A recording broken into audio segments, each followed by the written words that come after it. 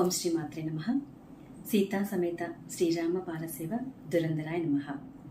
ఈరోజు పుట్టినరోజులు మరియు పెళ్లి రోజు జరుపుకుంటున్న వారందరికీ నా శుభాకాంక్షలు.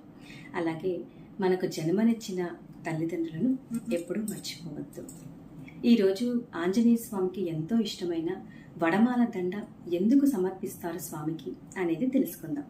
నవగ్రహాలలో వారైన రాహువు మరియు శని భగవానుడు ఒకరోజు ఆంజనేయ స్వామితో పోరాడి ఓడిపోవడం జరుగుతుంది.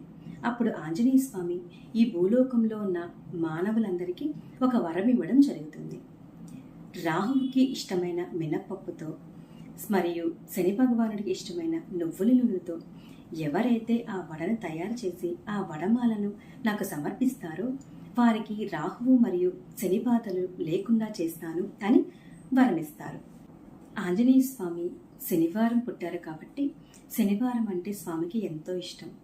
అలాగే శనివారానికి ఆదిదేవుడు శని భగవానుడు కాబట్టి శనివారం రోజు ఎవరైతే ఈ వడమాల దండను స్వామికి సమర్పిస్తారో వారికి శని బాధలు లేకుండా తొలగిపోతాయి అని తెలియజేశారు.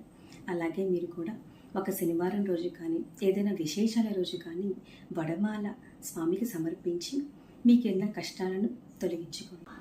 అందరూ అడుగుతూ ఉంటారు, అసలు భగవంతుడు ఉన్నాడా అండి? భగవంతుడు ఉంటే మాకెందుకు ఇన్ని కష్టాలు పడుతున్నారు అని అడుగుతుంటారు. దానికి ఒక ఉదాహరణ ఏంటంటే, మన వంటల్లో ఉప్పు వేసుకుంటూ ఉంటాము. ఉప్పు లేకపోతే అసలు ఆ వంటకం రుచి ఉండదు. కానీ ఉప్పు కనిపిస్తుందా అండి? ఉప్పు కనిపించకపోయినా దాని రుచిని మనకి ఇస్తుంది. అలాగే భగవంతుడు కూడా మనకు కనిపించకపోయినా ఈ సృష్టిలో అందరి మీద ఆయన ప్రభావం ఉంటూనే ఉంటుంది. ఆయన కరుణా కటాక్షాలు మనకి ఎప్పుడూ ఉంటూనే ఉండాలి. నమ్మకంతో చేయండి. మీరు ఏ పని చేసినా ఏ పని మొదలుపెట్టినా స్వామిని తలుచుకుంటూ ఉండండి. మీకు అంతా విజయమే జరుగుతుంది. సర్వే జనా సుఖినో భవంతు.